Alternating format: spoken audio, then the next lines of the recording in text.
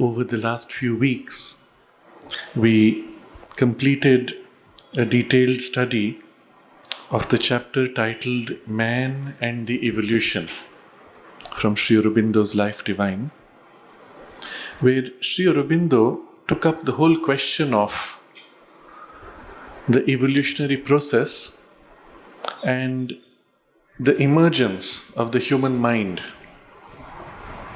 beginning with all the objections which have been placed against such a possible evolution, showing how in fact there are only specialized forms of animals, that there is no obvious trend of an evolution other than in our imagination. We do not see evidence of one animal developing to become another animal.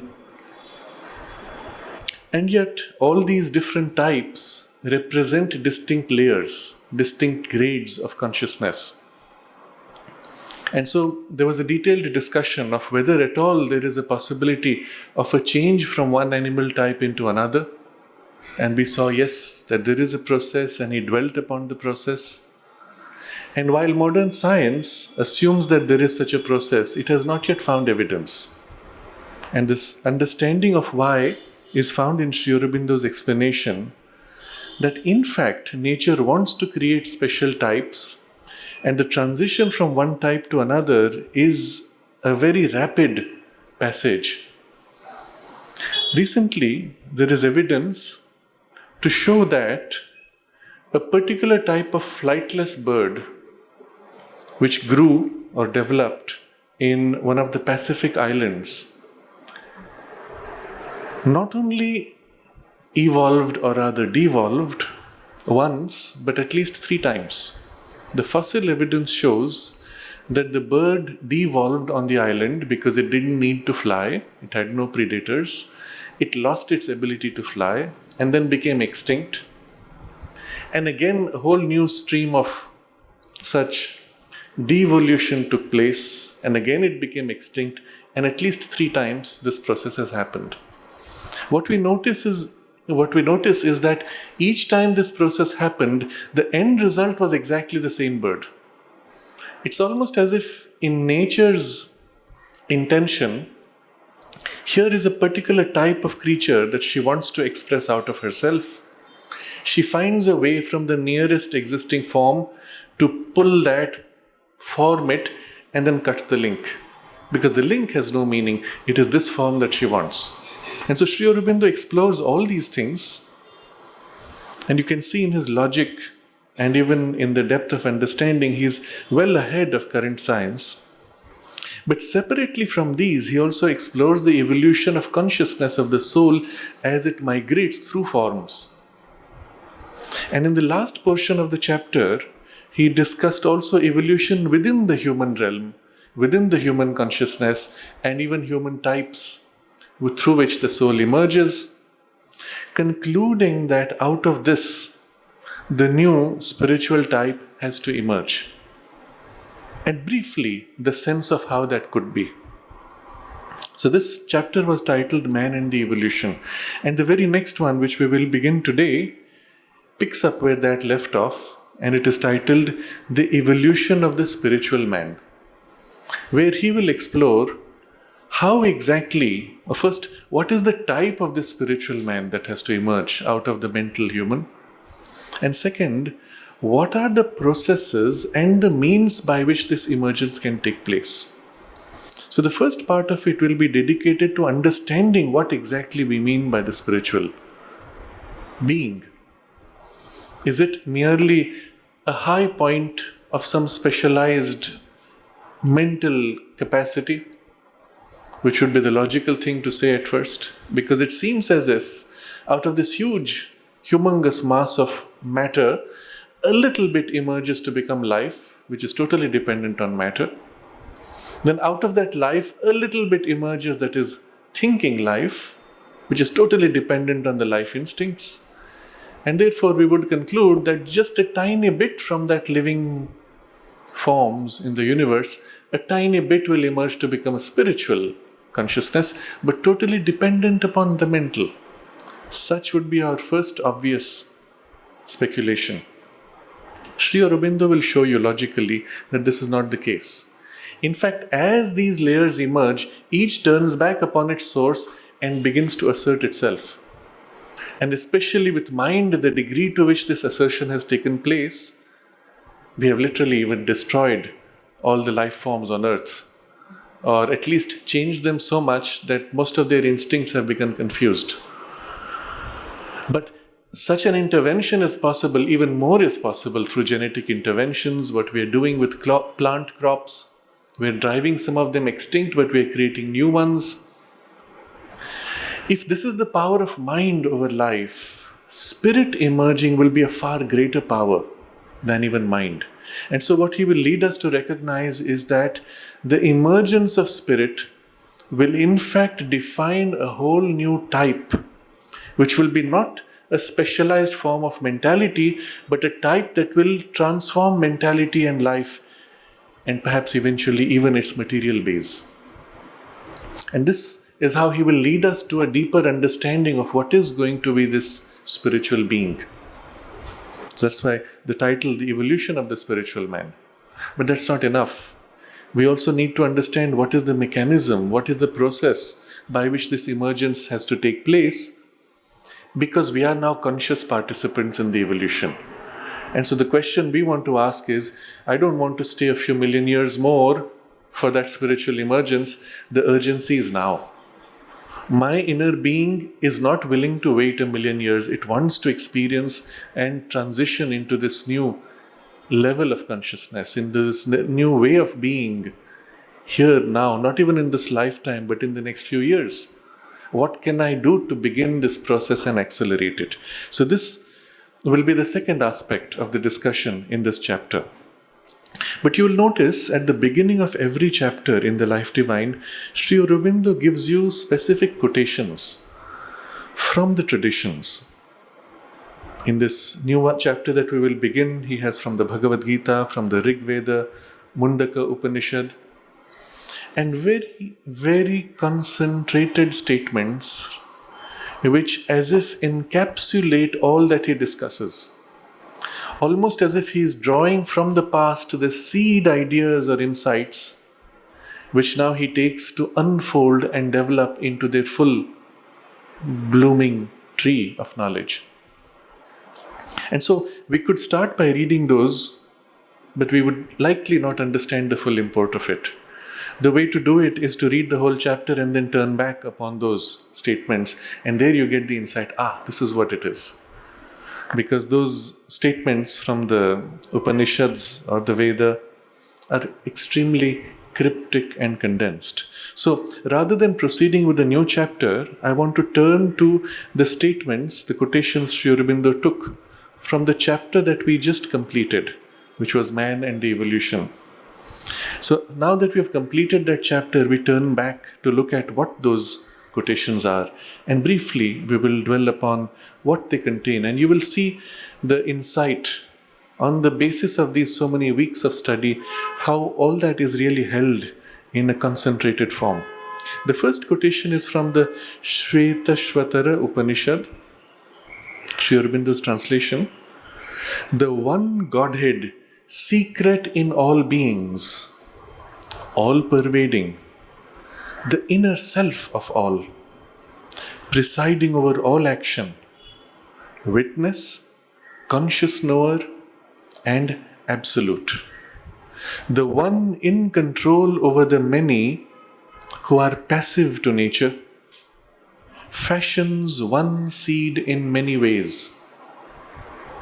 Now, looking back at all that we discussed of evolution and the process of evolution through plant, animal, and human, you see what this captures. He's describing one Godhead. He is all-pervading in everything.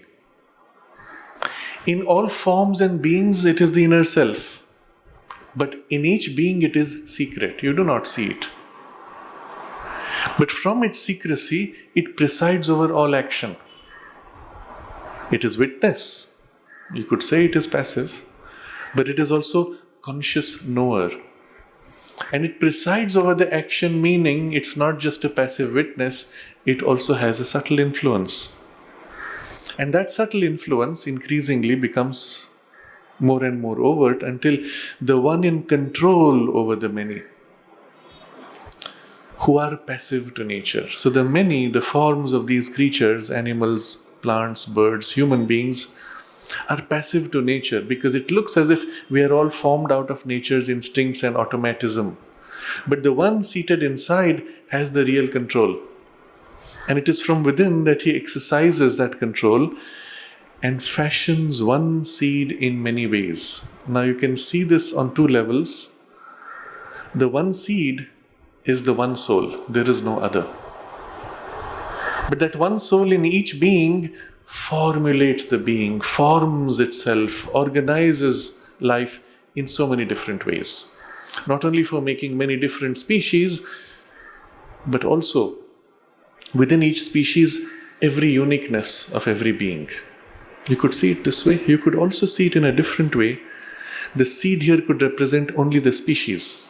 Within the species, it is in many variations that it makes. But the suggestion is that the Upanishad wants you to recognize on all levels the truth of this statement. The next statement, also from the same Upanishad, Shvetashvatara, the Godhead moves in this field, modifying each web of things separately in many ways. One, he presides over all wombs and natures. Himself the womb of all, he is that which brings to ripeness the nature of the being and gives to all who have to be matured their result of development and appoints all qualities to their workings. So again, the emphasis is on the secret Godhead within who's working. But he moves in this field, in this domain of material existence, matter, modifying each web of things separately in many ways. Very suggestive. What is this web of things? Notice that every single thing is not only interconnected with everything else, but interdependent with everything else. You can pick up a pebble. The pebble could be formed because of the stream of water which made it, worked upon it. The pebble being there becomes the base for so many other things. It's not so obvious in an object which is passive like a stone, but now take a life form in a complex forest, in an ecosystem. You take out that one life form and typically an entire ecosystem will be affected, and sometimes even a system will collapse. When, for example, it is a very interesting example which I saw recently, a certain species of fox or wolf in a part of the United States had become extinct and they reintroduced it in the wild. The first thing it did, it began to eat the deer. So the deer population went down. As a result of the deer population going down, the grass began to grow longer. New plants emerged which were being eaten by the deer too rapidly. Because those plants grew, the birds began to come back and they brought with them new seeds and planted many more trees. And it's as if an entire ecosystem rebuilt itself. All it needed was this one wolf to be reintroduced, which had become extinct. This kind of complex interdependence becomes even more complex in the human life. And literally we use the same word web in this vocabulary of the internet, World Wide Web. And literally through the internet we are connected to everybody else in some way and even interdependent with everybody else. And the level and complexity of this interdependence is now even more overt. So in each web of things, because everything is web of things, this Godhead moves in many ways. He presides over all wombs and natures. Although he is the same one, each womb and each nature of every species and types, it is the same one who presides. And presiding means it also guides the development of creatures in their wombs. And at the same time, himself the womb of all. Where did these wombs or these creatures emerge? Where did nature itself emerge? Where did the universe itself emerge? He is the womb of all, which brings to ripeness the nature of the being, and he gives to all who have to be matured their result of developments, appoints the qualities. So the whole discussion now shifts to a higher level. Rather than seeing womb and birth as a process within nature and within a species, the nature and the species themselves are as if formed out of his creative womb. And he chooses what are the species, what are their qualities, what are their tendencies, and their complex interdependencies. In the instinctive relationships of that complex ecosystem, each plant, each animal has a perfect relation with everything else. Who chose that? Who gave it that? Who made sure that this interdependence is so subtly balanced? He, as the original womb, forms out of himself this particular balance, appoints all qualities, and the matured result of their development. All this comes from that source. So again, you look back at the chapter where repeatedly the theme was this secret power within, which works through evolution and how it acts in so many ways. The next quotation is from the Katha Upanishad. Simply one statement: he fashions one form of things in many ways. And this is the theme of evolution. It picks one type. Sri Aurobindo uses the word real idea to describe it. One species type as if conceived by the divine creator. And then out of that makes a million variation. No one form of that species is similar to any other. Each is unique, and yet they are all similar in the type of the species. And then the next is from the Rig Veda. And this goes much deeper than the others. Who has perceived this occult truth, that the child gives being to the mothers by the workings of his nature? An offspring from the lap of many waters, he comes forth from them, a seer possessed of his whole law of nature. Manifested, he grows in the lap of their crookednesses and becomes high, beautiful, and glorious. So it sounds very cryptic until you recognize the few hints. The seer possessed of his whole law of nature. And straight away we recognize who's being spoken about in the Veda. This is Agni, who is Jata Vedas, who has the knowledge from his birth. And what is Agni here? The divine will which is secret in things. Acting, of course, universally in all things, in every atom, in every molecule, in every cell, in every creature, in every being, but also organizing in every form an individualized focus of consciousness as the evolving soul. And so, the question is asked in the Veda, who has perceived this occult truth that the child, this is Agni, as an individualized being evolving, child gives being to the mothers by the workings of his nature. The mothers, who are the powers which form this whole universe, which give the material for Agni to organize himself. And it is Agni who gives form to the mothers here. And an offspring from the lap of many waters. The waters here are many streams of consciousness which all coalesce to form our individual being. And he comes out from this a seer possessed of his whole law of nature. He knows where he wants to go. He knows his sense of purpose of life and draws out his uniqueness as the law of his nature, his Swadharma, imprints it into the form of the creature, leads from within. And as he is more and more manifested, he grows in the lap of their crookednesses. It's as if everything in this world is somehow crooked, warped, disconnected from its innate truth.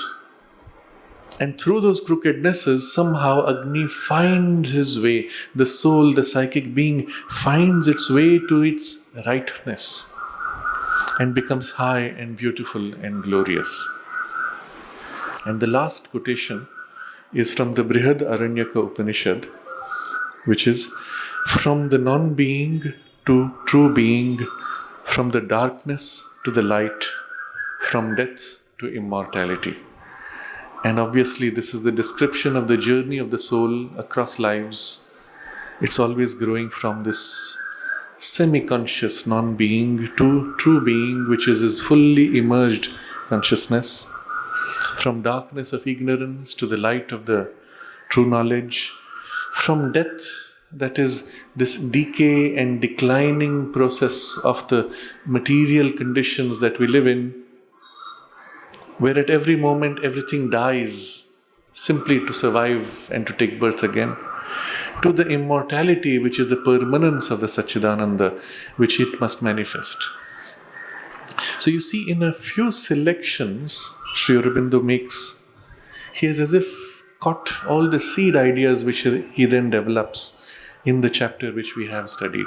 So too in the current chapter now which we are beginning, there are 7 such quotations which we won't look at now. We will look at them at the end of the chapter.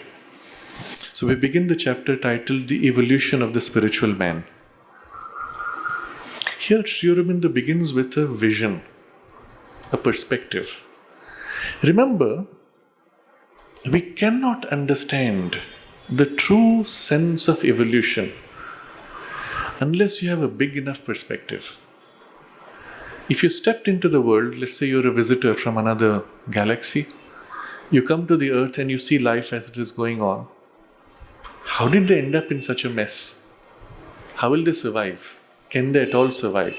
You don't have context, either of past or sufficiently of the present to be able to know the future.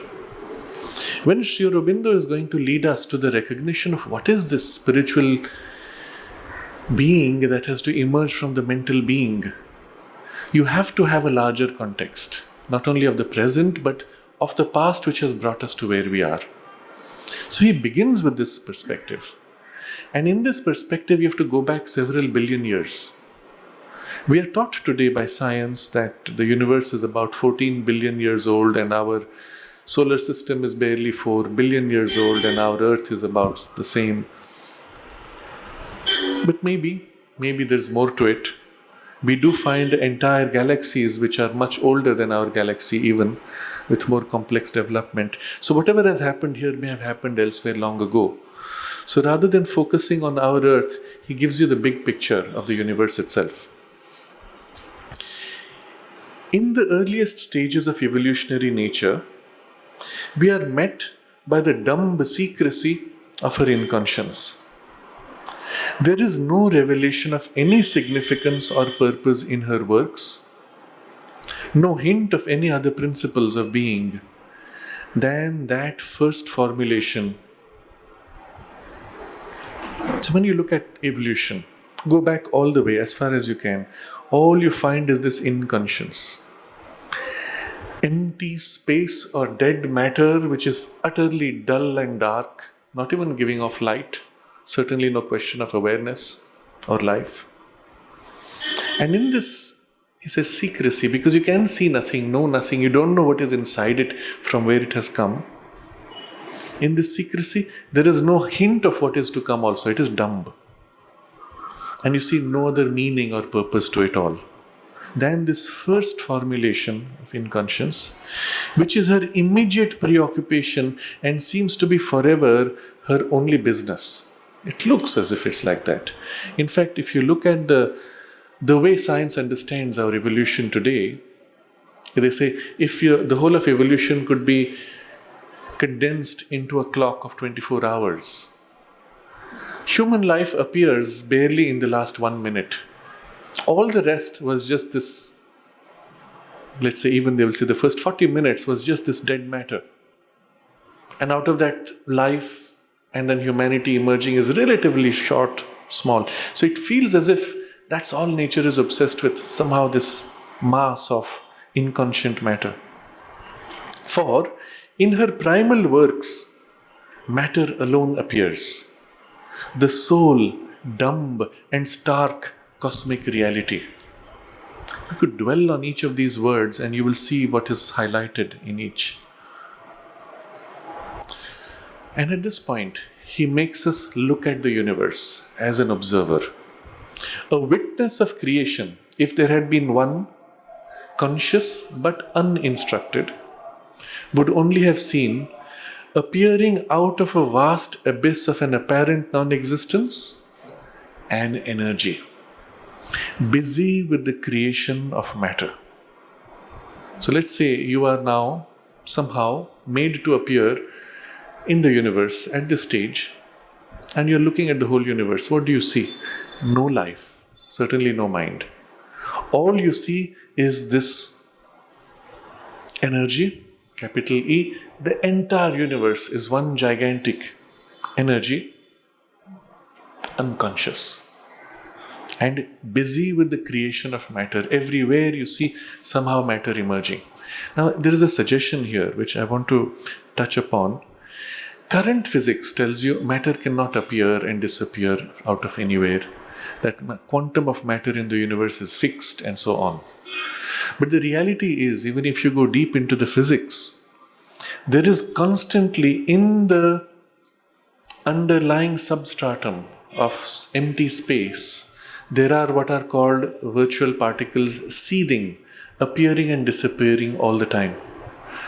So in fact, the nature of matter itself is this constant appearance and disappearance like waves on this ocean of mechanical energy. Even in empty space, constantly matter is appearing and is being reabsorbed. And occasionally somehow it stabilizes and becomes new matter. It's the only explanation we have to describe the continuous growth everywhere in the universe. Matter seems to grow in quantity. But even if you didn't accept that, you see constantly this appearance and disappearance, busy with the creation of matter. A material world and material objects. It's continuing to build this material objects in the material world, organizing the infinity of the inconscient into the scheme of a boundless universe or a system of countless universes that stretched around him into space without any certain end or limit. Remember, you're the observer and you see all around you this happening. And again here what is fascinating is Sri Aurobindo is not in any way limited by the time of science of his period. Remember, he's written this 100 years ago. And at that time there was no conception of what the universe could be like, how big it could be, whether it is endless, or even the idea of many universes. More recently, barely in the last 30 or 40 years, you will see in popular discussion the idea that there could be multiple universes and so on. And he's including that already in his discussion. Whether it is one unending universe or a system of countless universes, it's just stretching out all around, created by this energy. A tireless creation of nebulae and star clusters and suns and planets, existing only for itself, without a sense of it, without a sense in it, empty of cause or purpose. That's all that you see in the universe. It might have seemed to him, to this observer, this witness, a stupendous machinery without a use, a mighty, meaningless movement, an aeonic spectacle without a witness, a cosmic edifice without an inhabitant. Each of these phrases he has used is actually a way of looking at the whole universe. And it's worthwhile to pause and look at each of these. It looks as if like a meaningless movement. That's all you see mechanically. It's just moving. Somehow you see appearance of matter, but it's just meaningless. Or aeonic spectacle. It's as if a drama being built up. If you stand back long enough, you will see emergence of suns, solar systems, and then the sun and solar system dying out, and others appearing and dying out. And so it seems quite pointless. But you see a spectacle which is repeating itself, the same storyline pretty much. Cosmic edifice. It's as if a whole support structure is created but there's no one to enjoy it. What's the point of creating all this? For he would have seen no sign of an indwelling spirit, no being for whose delight it was made. So when you're looking at this universe physical only, who's enjoying it? Where is if at all there is any being? There's no sign of it. A creation of this kind could only be the outcome of an inconscient energy or an illusion cinema. A shadow play or puppet play of forms reflected on a superconscient, indifferent absolute. So straight away certain perspectives of many philosophical and even spiritual traditions are captured, that the whole thing is pointless. And the only point would be for you to get out of the illusion of it, or somehow find your absolute to get out of the suffering, or whatever, the traditions. He would have seen no evidence of a soul and no hint of mind or life in this immeasurable and interminable display of matter. It would not have seemed to him possible or imaginable that there could at all be in this desert universe, forever inanimate and insensible, an outbreak of teeming life. You're looking at this universe, there's no sign in it of anything which is what you would call life. There's only dead matter. And it is insensible, it has no sensation of any kind, it does not move by itself, it's just there. If you had come upon earth, for example, in such a phase, you would say huge mountains, valleys, maybe lots of magma and volcanoes perhaps. But then what? Perhaps you would even see beautiful rocks and beautiful colors, but what a waste, no one to enjoy it. But no sign that anyone could ever grow out of it to enjoy. You see the barren rock or the molten rock, and if someone told you out of this, one day a creature will be formed who will look at this and say it is so beautiful. What, from this dead rock? It's impossible to imagine.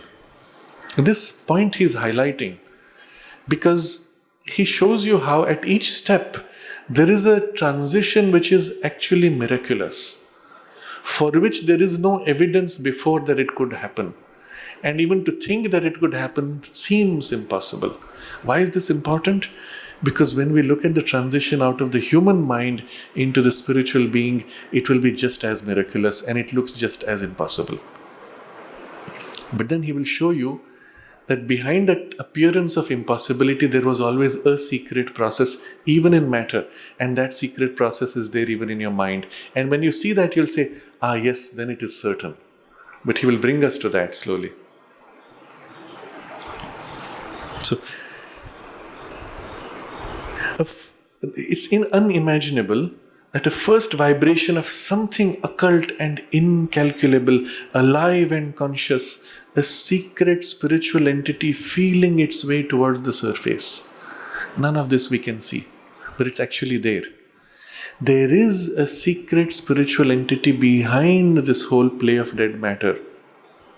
Alive, conscious, occult, that is hidden, concealed, and also incalculable. You cannot say what it will do. It can do anything it wants. But that is not seen. To imagine that that could come out later as an outbreak of teeming life is too much to believe. But in fact, you spend a little time on and look further, you see everywhere life. So he comes to this now.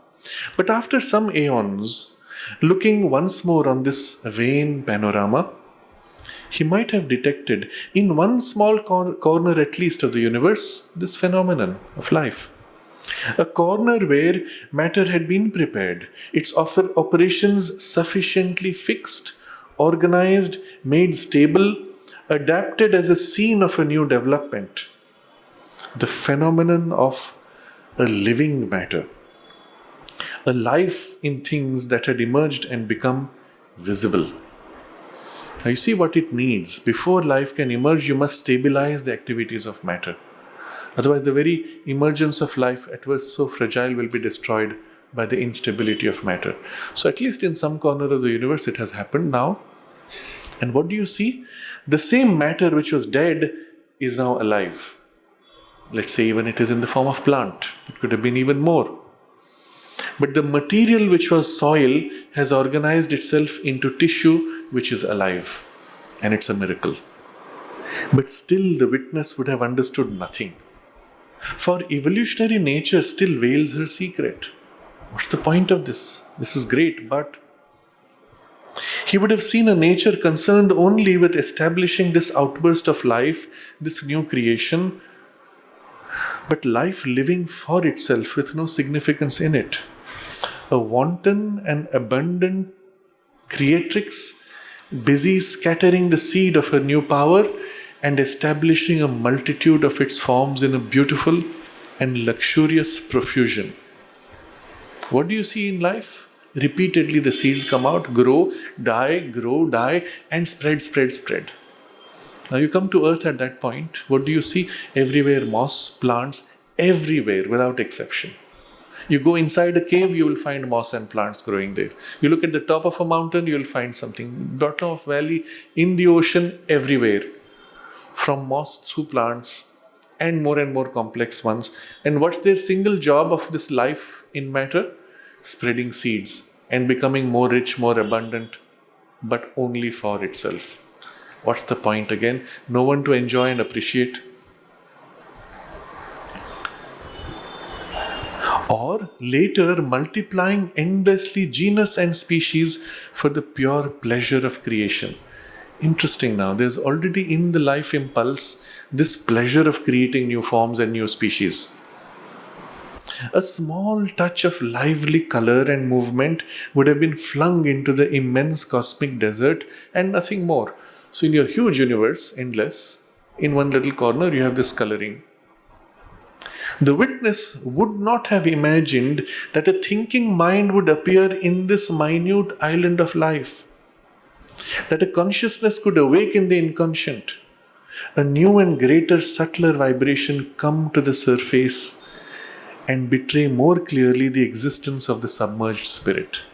So your witness now looking at this cannot view in the play of life that actually a thinking mind will come, and that submerged spirit which was concealed behind all this from the beginning would actually come up and start expressing thought.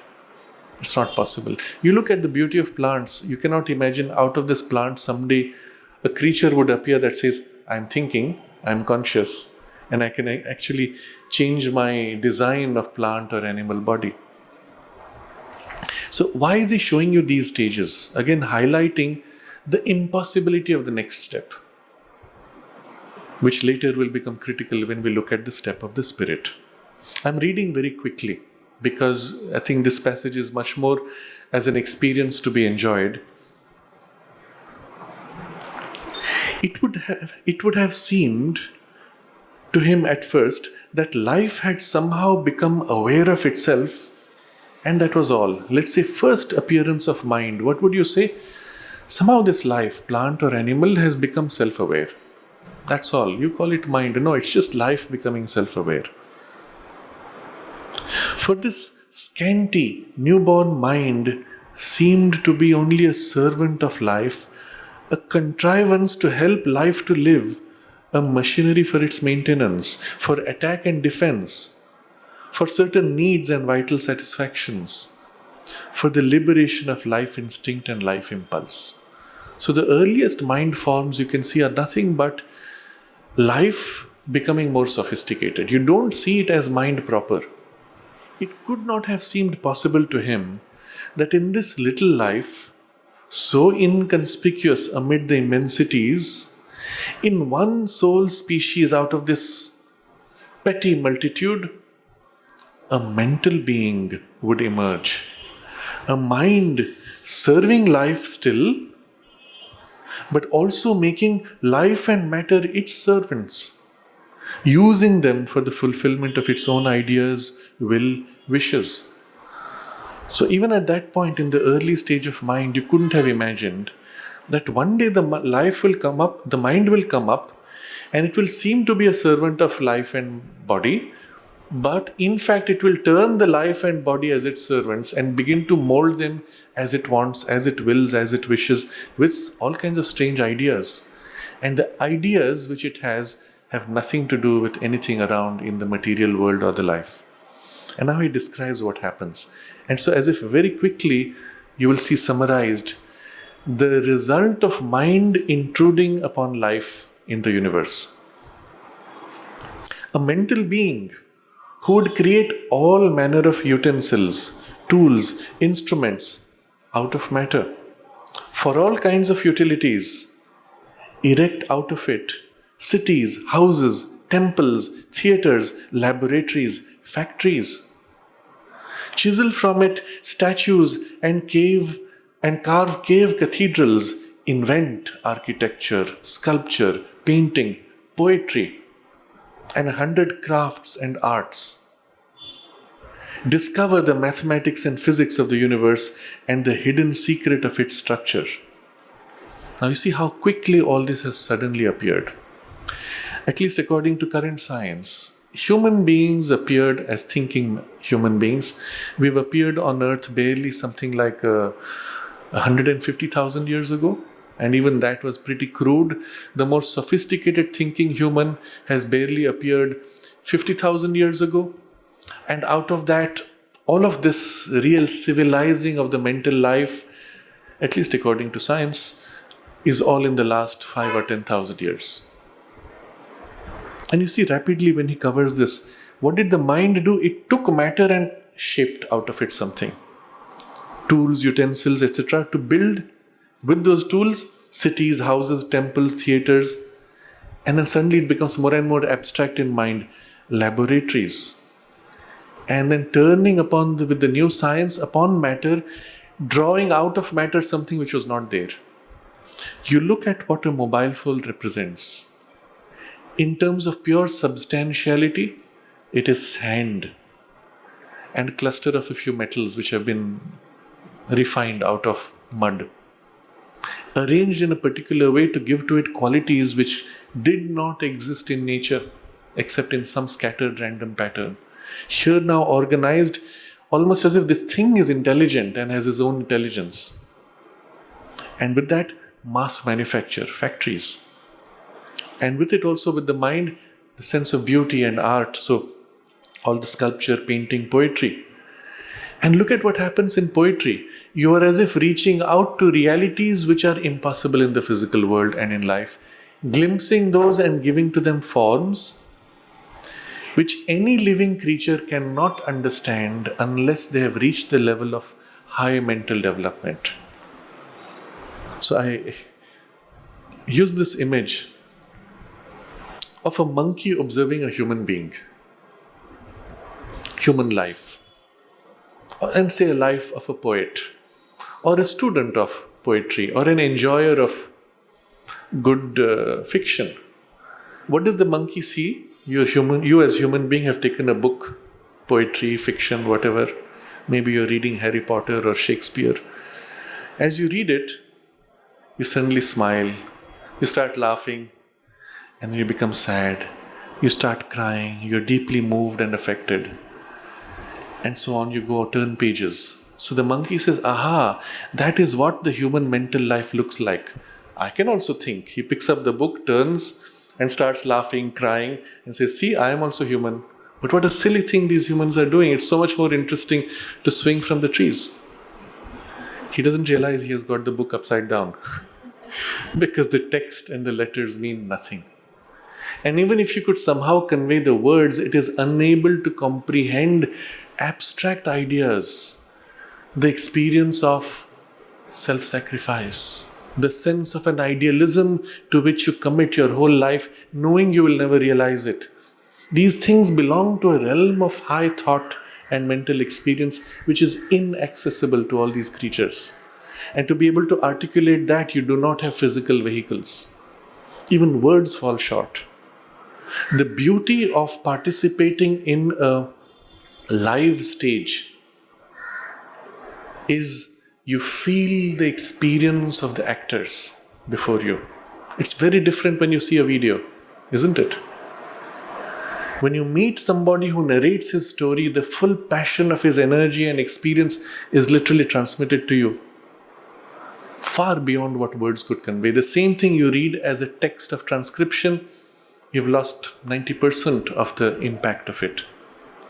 So what you see is you're dealing with experiences which are far beyond the domain of articulation in matter or in life forms. And this is the mental life proper of the human being. And none of this that observer could have imagined possible. Or there was no way to describe to him, or if you told him, it would appear so silly or impossible. And so, the hidden secret of the universe's structure: live for the sake of mind and its interests. This is what it means to live for the sake of mind. This domain of experience. You go to a music concert. If you watch an animal listening to the music, take your dog, pet dog. After a while, he'll get bored. While you are having momentary bursts of ecstasies in this beautiful music, the dog listens, and although his hearing is much more sharp, its appreciation of the nuances of the music is not there because it does not have the complexity of the mind developed. And for you to dedicate your life to those values, to become a musician or to create an art, to live for an ideal and an idea, that live for the sake of mind and its interests, for thought and knowledge, develop into the thinker, the philosopher and scientist. And as a supreme defiance to the reign of matter, awaken himself to the hidden Godhead. Where is this leading? What's the highest you can go to? And at each step you have gone far beyond matter. You cannot even articulate through matter. Matter is incapable of it. And at the last stage, as if reaching the peak, awake in himself to the hidden Godhead, become the hunter after the invisible, the mystic and the spiritual seeker. Now, in terms of numbers, those who end up with this kind of a pursuit may be very small. But if you think about it, the impulse to this kind of a deeper seeking is actually there in everybody. Except that most people stop short with the first form of satisfaction. All of us, deep inside, we seek true and lasting satisfaction, which is undiluted. It should be so complete that I will say, and it should be secure. It should not be break down every now and then. It should not decay. It should not lose its joy and fullness. We all seek that. And yet as children, in eating a little piece of lollipop, we got that satisfaction. Oh yes, this is heaven on earth. And when it passed, we were not even conscious of it that it passed. We just needed the next lollipop. And then one day, eventually, as we became older, we said, what, that lollipop? Yeah, it was fun then. Now it doesn't satisfy. I need something more. So we go through the slow evolution of nature where satisfaction to greater satisfaction to greater satisfaction, each time with failure to greater failure of satisfaction. And with the biggest failures of satisfaction, we say, something is wrong. I need something more lasting. And that's when you begin to look for, is there such a thing? And can I really find it? And it takes that direction. Awaken himself to the hidden Godhead, become the hunter after the invisible, the mystic and the spiritual seeker. And again, Sri Aurobindo fast forwards the evolution. But if after several ages or cycles, the witness had looked again and seen this miracle in full process, even then, perhaps obscured by his original experience of the sole reality of matter in the universe, he would still not have understood what is this happening, because he's still seeing things from the lens of that material first perspective. It would still seem impossible to him that the hidden spirit could wholly emerge. Remember, as a human being, you're chasing after that which is hidden. Okay, you have experiences of it, but they remain subjective, hidden inside you. Can that ever come out and stand before you and say, I am here? What would that be like? Is it even possible? It would still seem impossible to him that the hidden spirit could wholly emerge, complete in its consciousness, and dwell upon the earth as the self-knower and world-knower, nature's ruler and possessor. So if this had come out fully, I know myself. I now am not only a product of nature, I reverse the balance. I own nature, I possess nature. Everything that happens in nature is my free action and will. From this awakened consciousness, complete. Impossible, he might say. All that has happened is nothing much. A little bubbling of sensitive grey stuff of brain, a queer freak in a bit of inanimate matter moving about on a small dot in the universe. That's how he would say this phenomenon is just a freak. Sri Aurobindo has a whole sonnet taking this perspective, where he describes how I forget the term, but to summarize it, it goes something like this: that a freak of brain wrote out Shakespeare's plays, and a stomach which had indigestion moved about over Europe and conquered it, and he's referring to Napoleon. And the perspective of science actually is like this, because it is so materially seated. Genius is an aberration of the brain. And this drive that is there is because of some urge of distress that Napoleon had in his stomach, which made him keep wanting to go on and challenge and conquer because of some distress of his stomach.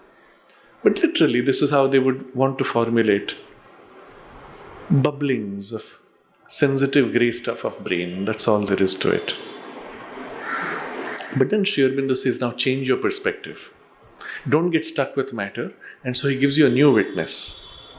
On the contrary, a new witness intervening at the end of the story, informed of the past developments, but unobsessed by the deception of the beginning, might cry out. So you see, this is the new perspective you have to take. You should not start with the deception that all was matter and out of matter this has emerged. Rather, you look at what is there today, as it is. And then look back at what the past stages were which brought you to where you are. So rather than looking from the past towards the future, you look at the present, look back at the past, but now turn to the future and see where this projects. Extrapolation. What will he say? Then, this was the intended miracle, the last of many. When it sees the human mind and the turn of the spirit emerging out of mind, this was the whole point of it. The spirit that was submerged in the inconscience has broken out from it and now inhabits, unveiled, the form of things which, veiled, it had created as its dwelling place and the scene of its emergence. So here, when you see the spirit has come out and says, I am now master of nature, you can say, oh yes, this is the whole point of this journey. Instead of looking from the beginning, you look from the end and turn back now. The spirit has appeared. And you can say it was concealed before, it from its concealment formed all these things so that it would come out and now stand as free. But in fact, a more conscious witness might have discovered the clue at an early period of the unfolding, even in each step of its process. Now you see the clue he has given to us. And it is very simply this, that this spirit which was veiled, from its veiled condition, it created as its dwelling place and scene of its emergence all these forms.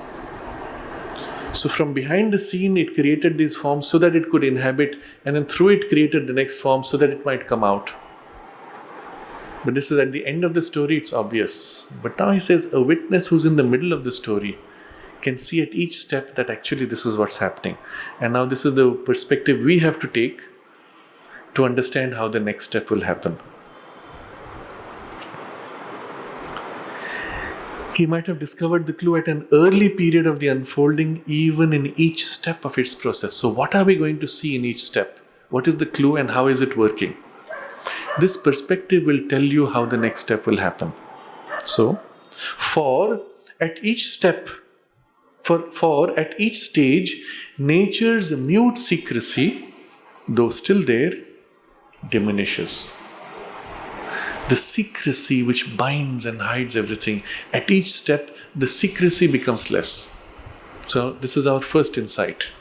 So in the mind consciousness, the secrecy so far is the least, but in the next step, the secrecy will be entirely gone. That is, that which is concealed will now be fully freed. So secrecy diminishes at each step. A hint is given of the next step. A more overtly significant preparation is visible. So at each step, you see elements of the next step preparing.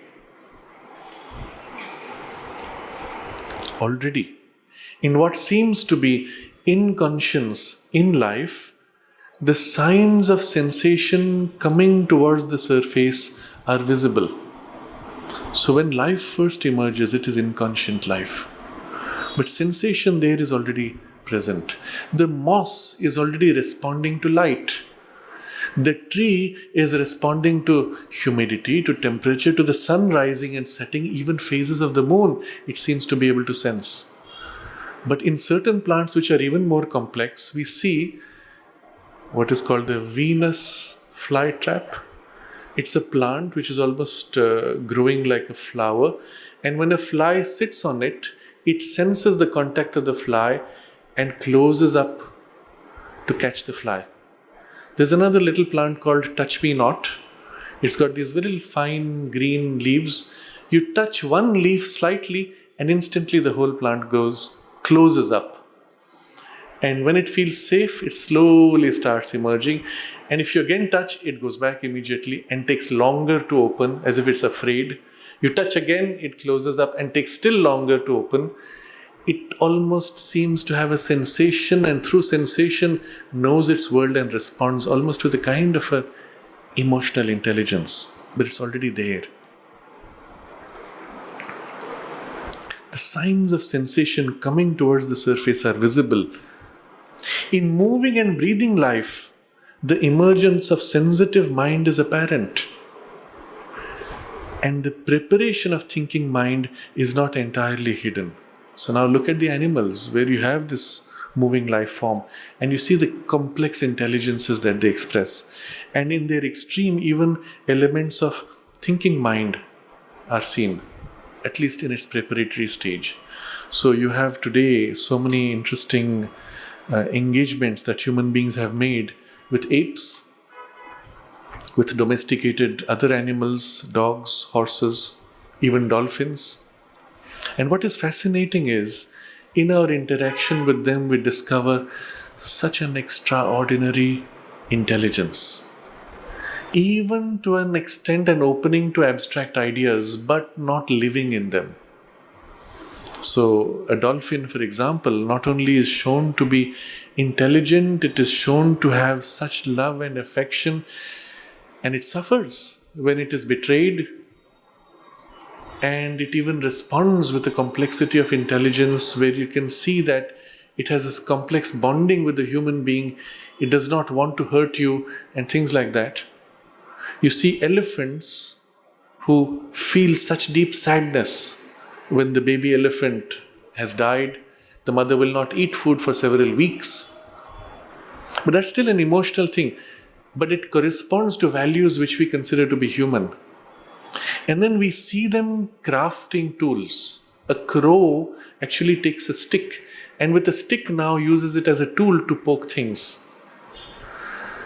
We see in dogs a complex play where they even know how to deceive you. So if you throw a stick and the dog grabs it, you take the stick away, and there's a game of, now subtle game, where the dog will seem as if to take the stick. You approach it and it moves aside and takes another stick and says, "See, I tricked you." That kind of complex behavior is almost on the borderline of conscious thinking. And when you can teach to the ape sign language, we have examples of certain apes who have learnt up to 1,000 words with sign language and can have complex conversations, in which, of course, a large part is sensory and emotional, but then it has also abstraction. And in one of those examples, the human trainer asks the ape, "What does death mean for you?" Death is an abstraction at that point in some way, but still. And the ape answers with sign language, It's like a black hole. You see, the sense even human beings have of what death means, unknown, into which you will kind of lose yourself because you don't know what it is. Exactly the same sense they have. And the kind of complex conversations possible show you a level of intelligence, or at least early stage of thinking mind. And now we take one more step forward. While in thinking mind, when it develops, there appear at an early stage the rudimentary strivings, and afterwards the more developed seekings of a spiritual consciousness. Wherever there is thinking mind, the rudimentary strivings of spiritual consciousness are visible, and later that becomes into a more developed seeking.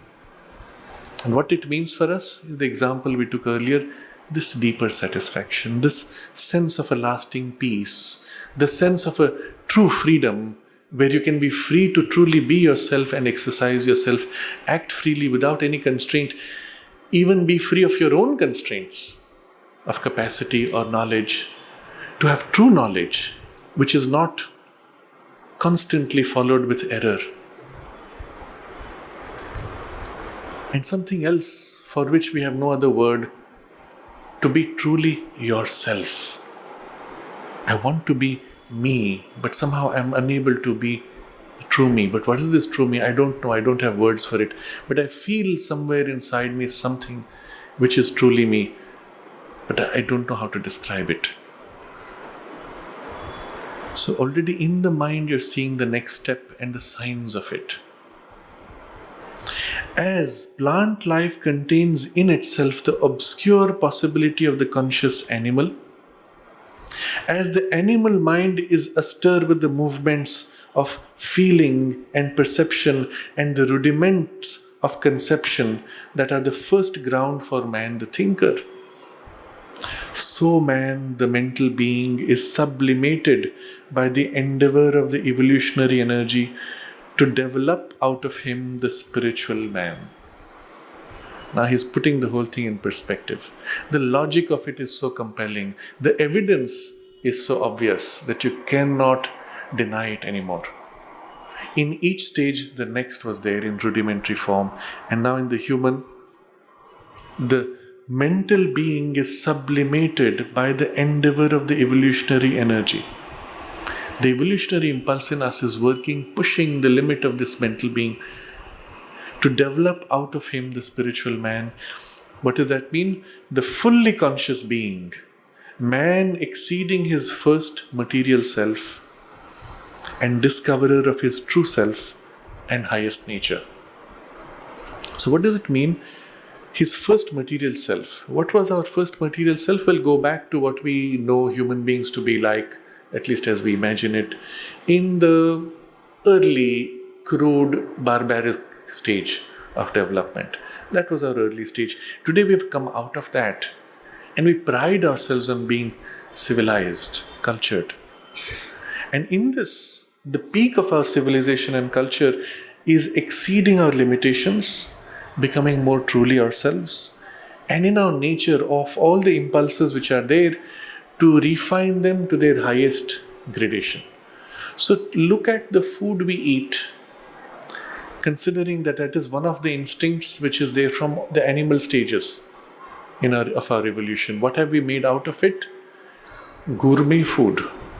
Food which is created with nuanced tastes, subtle colorings, arrangements, flavors, made with such complex richness that it is worthy of the thinking human. Unlike the scramble which is there in the instinctive eating of the animals.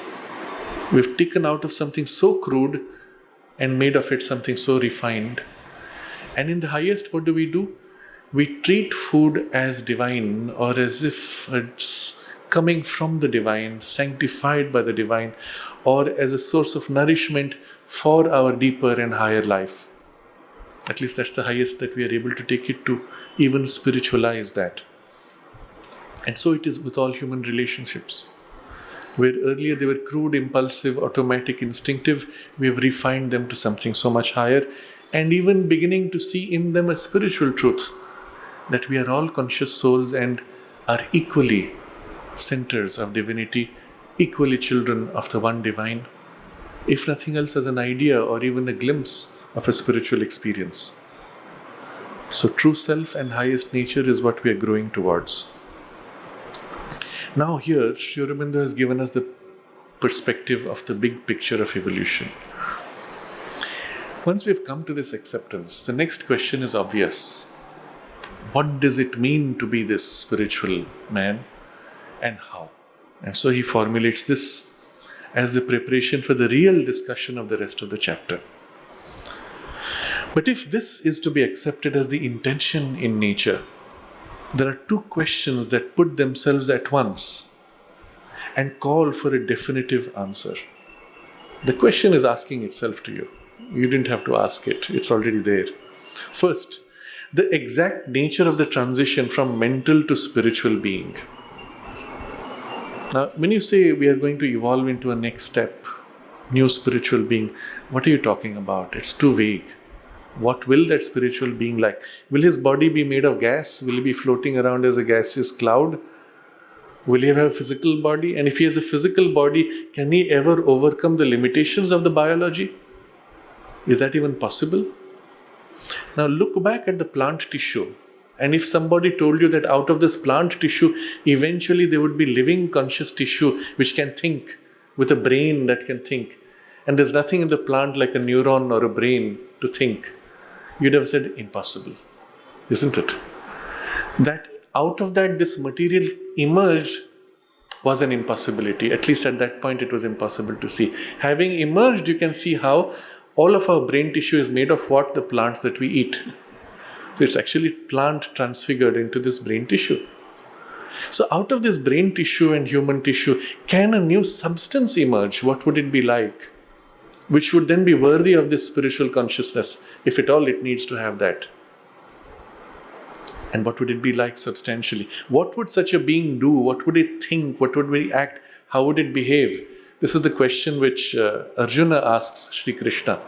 You are speaking to me of this liberated being that you want me to grow into. What does a spiritually realized being look like? How does he speak? How does he act? Etc. And Sri Krishna gives him only one indication, that he will have complete equality. Complete equality. Equanimity is not the right word. Equality is the right word. Equanimity is a state of quieted emotions. Equality is when you can face every situation of life without being disturbed. Within you, nothing is disturbed. Maybe the situation is bad. It's not that everything is good or equally good. Certain things are better, some things are worse. But whatever may happen, you are able to remain unmoved internally. A knock may come, there may be pain, there may be an injury, there may be even an immediate reaction to the injury, but internally you say, yes, okay, what do I do next? And you start doing. You are not disturbed internally. Your center is equal to all circumstances. But that's not enough for us as an indication. What is a spiritual being like? It's not a human being who has attained to a spiritual consciousness. What will be the revealed spiritual consciousness? What will be its relationship with nature? Already we see in us, in the human mind, the ability to turn back on our body. Okay, so I have inherited a weak body. Can I strengthen it? And I put it through a program of exercise developed by my mind's understanding. And then I feed to it certain supplements, again from my mind's understanding. L-arginine is an amino acid which is used by the muscles for its development. I can give myself a boost of that, and then when I do my muscle stretches, my muscles grow stronger. That understanding of the working and the intervention coming from that understanding. But still, it is mind understanding using nature's process. It's not able to will into the body a change very directly. But a spiritual consciousness emerging will have a much greater power. Not only the knowledge, it won't have the dependence on L-arginine, but it will actually have a greater power to infuse in the body and literally will into it a change. Perhaps. At least we would expect that. Otherwise, it would not be the revealed spirit wholly emerged. It would still be dependent on nature. It would not be self-knower, world-knower, and nature's ruler and possessor. If that's the goal, then it must be able to will into its own nature whatever it wishes. So what does that mean? The exact nature of the transition from mental to spiritual being. So it's not only what the spiritual being will be like, but what the transition will be like. And this is of immediate importance for us, because we are at that stage in evolution where the transition is being prepared, nature is pushing, and we have seen the evidence for it in the previous chapter. All the signs are there that nature is pushing for a new spiritual being to emerge. And when that is given, the process and method of the evolution of the spiritual out of the mental man. What will be the process by which will happen, and what will be the method by which this will take place? Now again, some key signs he has pointed to before, that the thing which is to be next is already there as an impulse within us now. Elements which are to develop are already there in seed form. But still, how will this process take place? And again, this becomes for us the whole point of it. If we know the process and method, we can actually consciously participate in the process, consciously apply the method, and speed up the whole thing. And make the transition consciously, which is the whole point of this discussion. And the rest of the chapter it's quite a big one. I think some 30 pages or so. Maybe more, 40 pages. Yes. 40 pages about, where this whole thing is covered up. And as a first step, Sri Aurobindo will prepare the ground. And in the first ground, you will see, as is his pattern, he will take up the objections. What are the things which seem to come in the way of this possibility? And then, how do you see behind that first appearance to the secret process, by which now it's obvious that these things which come in the way cannot stand in the way. And in that he will give you the insight of what's actually happening behind the scenes. Then he will take those things and bring them forward outside their concealed working into a revealed working. And then show you the mechanisms and processes. So the first question is this, in trying to understand the nature of this transition from mental to spiritual being. It would appear, it would at first sight seem evident that as each gradation emerges, not only out of its precedent grade, but in it.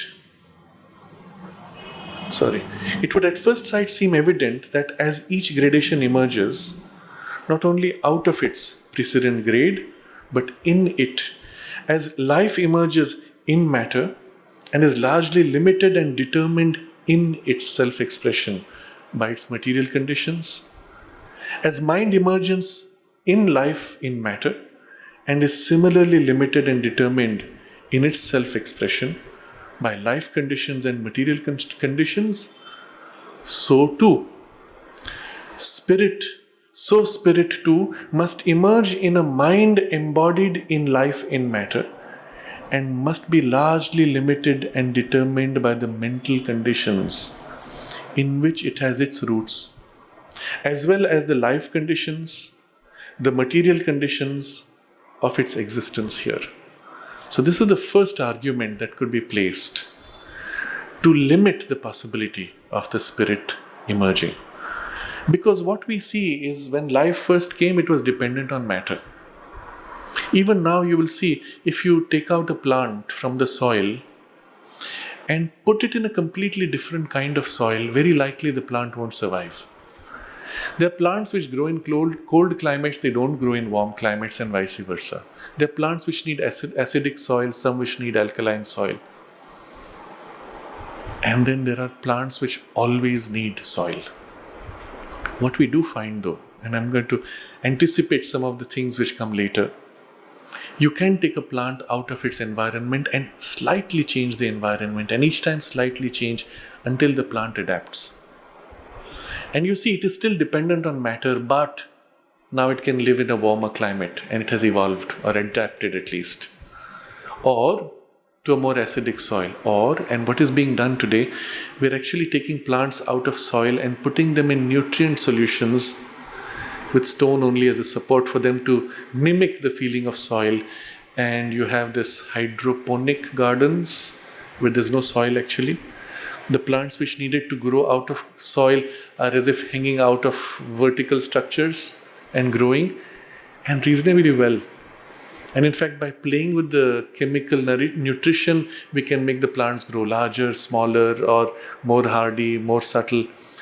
So what we see is a great adaptability, but still it has dependence on matter. Similarly, when mind appears in life in matter, it is dependent on this biology.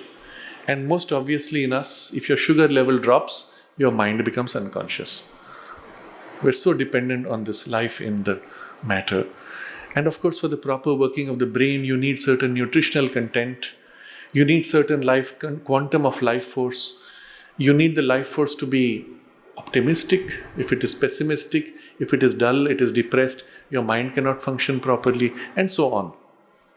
So you see dependence always on the previous stage. And so spirit too must emerge in a mind, embodied in life, in matter, and will be determined and limited by this mind, isn't it? So it seems, first glance. It might even be maintained that if there has been any evolution of the spiritual in us, it is only as a part of the mental evolution, a special operation of man's mentality. And this is the view, in fact, among many, that spirituality is nothing but a special functioning of the mind and a subset of the mental working. In fact, even the language often expresses our core beliefs. In the French language, the word for mind and the word for spirit are identical. Esprit. Dans notre esprit. It could be translated as in our mind or in our spirit, because in fact, spirit is nothing but a refined functioning of the mind. And that's the way the culture has always looked at it. And as a result, interestingly, when they speak of spiritual life, they think of it in terms of a refined, abstract, idealized mental life. There is not in the vocabulary and therefore in the idea, in the culture, of something which is fundamentally different than mind. And this is the problem you will face when addressing these ideas in that culture. The vocabulary limits you, because that's how the mind has fixed it. But this would be an obvious perspective, a special operation of man's mentality. The spiritual element is not a distinct or separate entity and cannot have an independent emergence or a supramental future. At least that's how it would appear. The mental being can develop a spiritual interest or preoccupation and may evolve perhaps in consequence a spiritual as well as an intellectual mentality, a fine soul flower of his mental life. And this is how one would see the spirituality. The spiritual may become a predominant trend in some men, just as in others there is a predominant artistic or pragmatic trend. So you see, someone became an artist, someone became a scientist, someone became a mystic, chasing after spiritual, whatever that means. But there can be no such thing as a spiritual being taking up and transforming the mental into the spiritual nature. So this is how the logic would go. And he will, of course, neutralize this by showing you something deeper. There is no evolution of the spiritual man. There is only an evolution of a new and possibly a finer and rarer element in the mental being. This then is what has to be brought out. The clear distinction between the spiritual and the mental. Now you will see, equally in contrast to this perspective, which is very common in many of the Western cultures. In the Eastern cultures, in contrast, you'll have spiritual as disconnected from mind. representing an abstraction and a withdrawal into an absolute for which there is no continuity of mind. And so the method of reaching the spiritual is precisely turn back upon mind, break out of it, or even kill it. And then somehow you bounce out, you leap out into the spiritual. And if you're in spiritual, you cannot be in mind, and you can have no meaningful material life. Your spiritual life will be withdrawn from and cut off from. So both of these seem to be extreme in their error. So we have to understand the clear distinction between the spiritual and the mental, the nature of this evolution and the factors which make it possible and inevitable. That there should be this emergence, of the spirit in its true distinct character, not remaining as it now for the most part is in its process or seems to be in its way of appearance, a subordinate or a dominating feature of our mentality, but defining itself as a new power which will finally overtop the mental part and replace it as the leader of the life and nature. This is what we have to come to, and we have to recognize what this really means.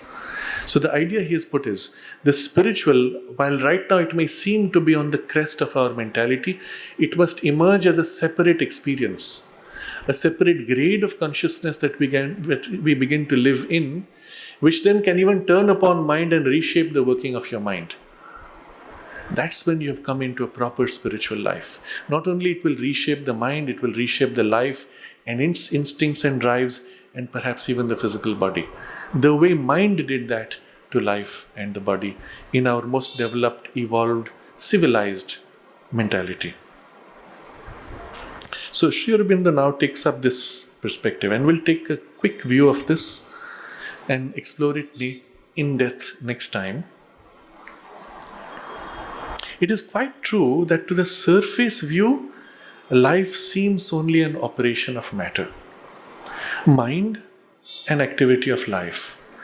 And it might seem to follow that what we call the soul or spirit is only a power of mentality. Soul, a fine form of mind. Spirituality, a high activity of the embodied mental being. So it seems like that because of the nature of this emergence out of the previous state, that life is an operation of matter, mind is an activity of life, brain processes, brain signals, etc. So spirituality will be a fine focus, and perhaps in the brain there will be an organ which will represent your soul, or a center which is the soul experience. And there are scientists who actually believe this and think like this. In fact, even because the spirituality seems to emerge from the mind, there are many spiritual traditions even today who view the center of the soul as being in the head. So they picture the soul as a center in the middle of the head, perhaps aligned to the pineal or pituitary gland. And so when they speak of soul, they will say, concentrate here for the soul. And from here you open to the divine source. And it's interesting, while it has a valid character of experience, the deeper soul that we are, we do not experience it here, but much more in the center of the chest, behind the chakra, deeper than the chakra of the heart center. But for them to focus here is because they experience soul as a high, floating experience of the mind consciousness. But Sri Aurobindo now criticizes this view. But this is a superficial view of things due to the thoughts concentrating on the appearance and process and not looking at what lies behind the process. What's the mistake? We looked at what happened and how through a process in the brain there were signals, and so there was thought. That was the process by which we registered thought emergence. And now he's giving you first a series of examples to break this, to reverse this perspective.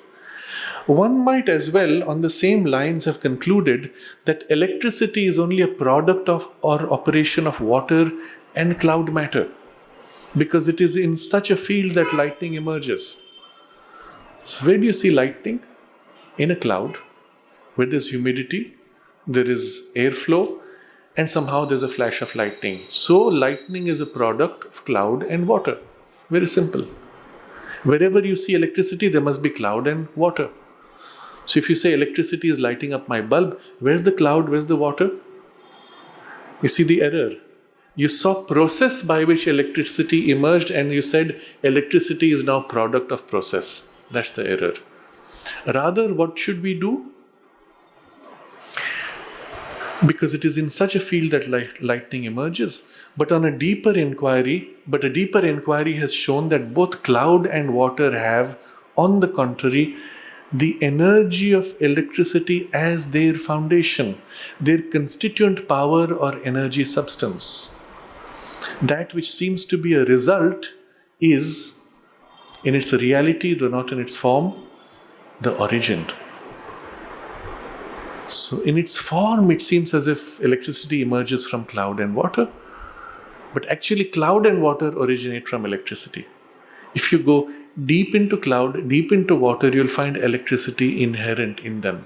You remove that electrical part and there is no cloud, there is no water. You remove the electrons, there's no question of an atom surviving. So he has now reversed the whole priority by looking at a deeper operation.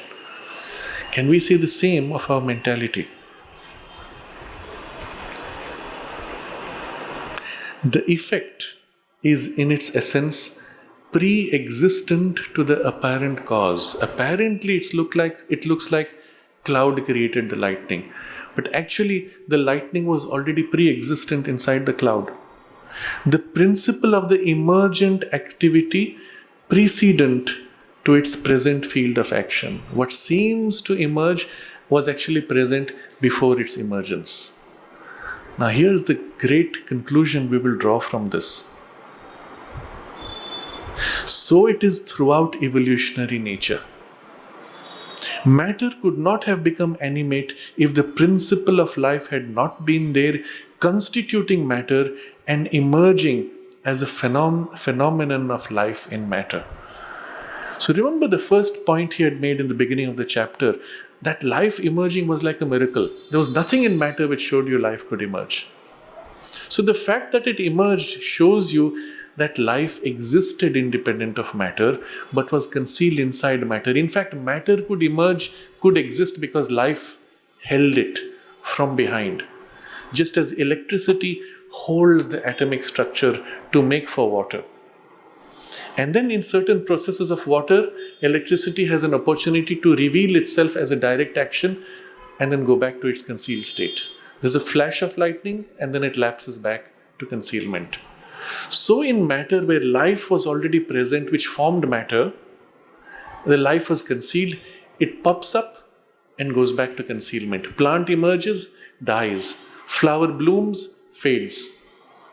But the life was always inside, it popped up and went back. Very important point now, which will lead to the certainty of the spiritual life. So, life in matter could not have begun to feel, perceive, think, reason if the principle of mind had not been there behind life and substance, constituting it as its field of operation and emergent in the phenomenon of a thinking life and body. So think about it, the complexity of life body, life forms, whether in plant or animal. Let's look at the human tissue. You take a single cell.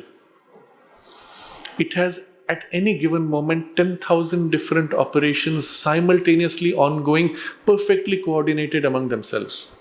If any one of those coordinations fail, the cell will die. It's like an entire city. And do you wish to believe that there's no intelligence involved? Can you convince yourself that this happens mechanically without intelligence? What you can say is, if there was not intelligence in the cells working, cell could not be.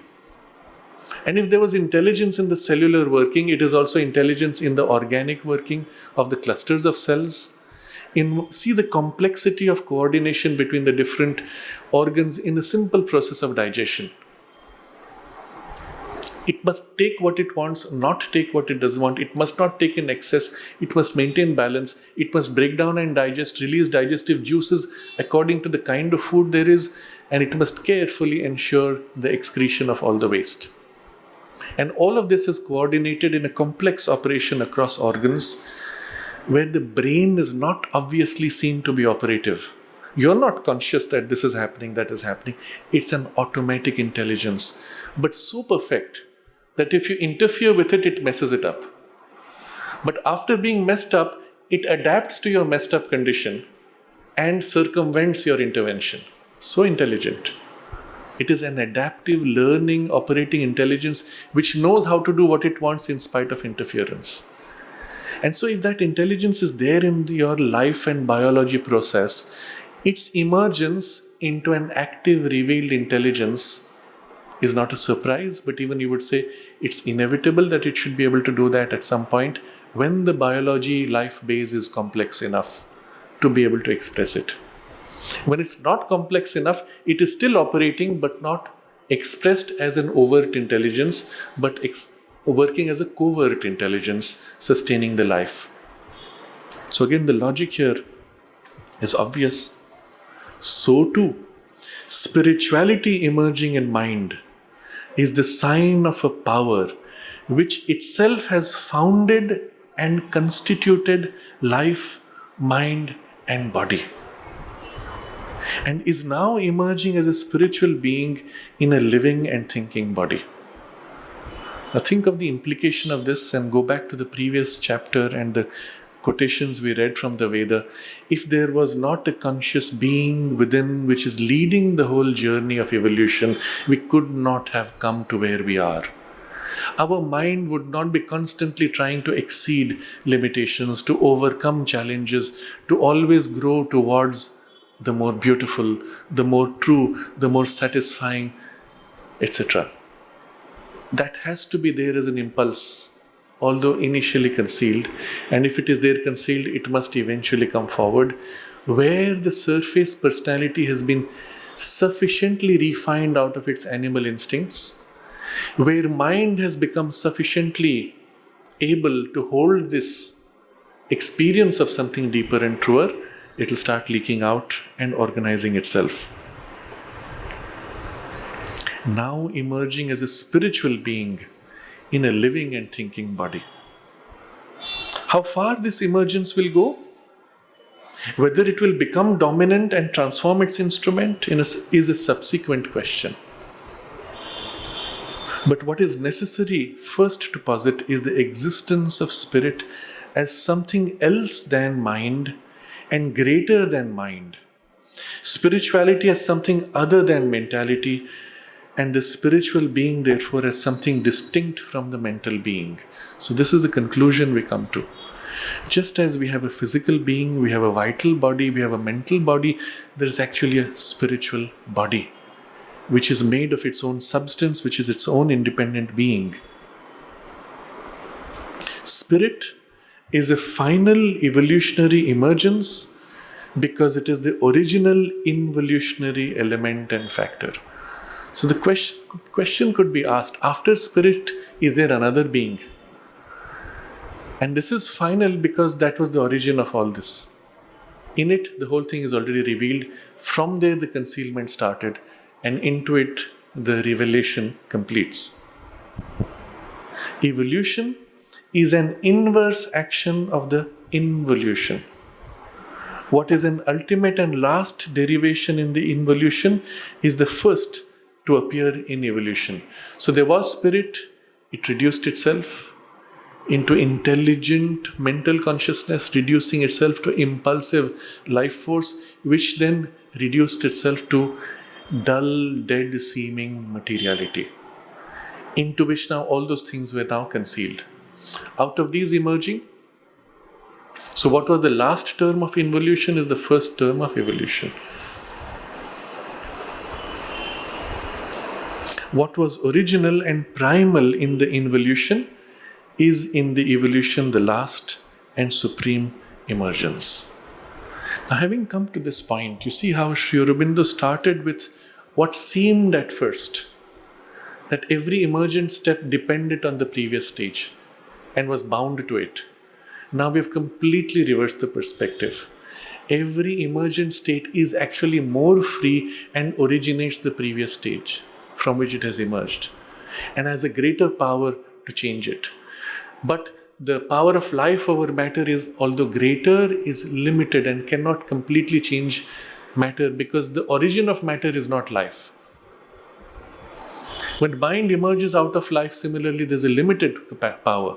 But when you reach spirit, which is the origin of it all, it has complete, total power, which would make possible this mastery over nature. So go back to the previous couple of pages where he says, the spirit wholly emerging, complete in its consciousness, dwelling upon the earth as the self-knower and world-knower, nature's ruler and possessor. This is possible. This is also inevitable. Why inevitable? Because it was the origin, and if it has concealed itself, it has to be able to emerge fully, because it was the source of the whole concealment itself. And so nothing can prevent it. At this point, we are at a level of conviction, which is very important for us to integrate in our consciousness. Our view of the world now needs to be recast on this basis. We have been brought up in our education to think of mind as product of our body. It's also perhaps our habit to think body limits us, or even that our emotions, we are slave to our emotions and instincts, or that our mind has only a limited capacity. This is a falsehood. There is already within us that spirit which we seek to go awaken to or to grow into. It is already there, and from its concealed poise behind the veil, it is fully conscious. It is exercising an influence at each step to guide the mind.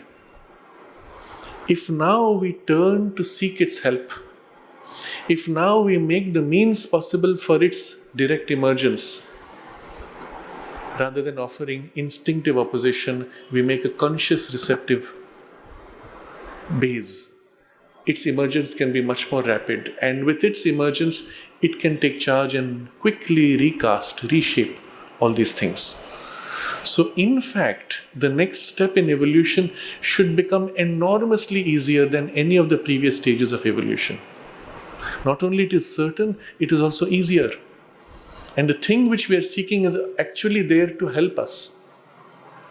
We couldn't have said this of previous stages of evolution, because the things which were there were intermediate powers. Life in matter was bound and had to fight and struggle. But spirit is not bound. Inherently being the source, it can overcome. But if it emerges too rapidly, perhaps it could destabilize. And so in its own wisdom, it may choose a gradual passage of emergence. But if you created the conditions where it could emerge rapidly without destabilizing, then it will choose to do that more rapidly, isn't it? Because that is its object. The fact that you work to create those conditions is because you already feel the truth of spirit, or spirit is already influencing your mind to say, this is what I want. So in a sense, from its concealed poise, it works to form the base for its rapid emergence. And when you dwell on this, imprint these ideas, allow this to become the conviction, you realize that the spiritual life, the spiritual being emerging is well within reach, is in fact our purpose in this very lifetime, and not something to happen over many lives. And perhaps even for those of us who are studying this, it means we are in fact ready for this, that our life is meant for this. Otherwise we would not find this interesting. It would be merely speculation or philosophy. But if this is for us a living truth, it means this is what we are intended for in this lifetime. So the power of Sri Aurobindo's formulation, where he takes up all these contrary positions and then gives you the deeper and higher perspective, is precisely to overcome all those layers of doubt or questioning and awaken in us the certainty, but also integrating the certainty across all these levels of our own mentality and experience, until the whole of our being is as if aligned around this single one idea with full conviction. And that's one of the requirements for the emergence of the spirit more and more directly, the full alignment of our individual being. towards that.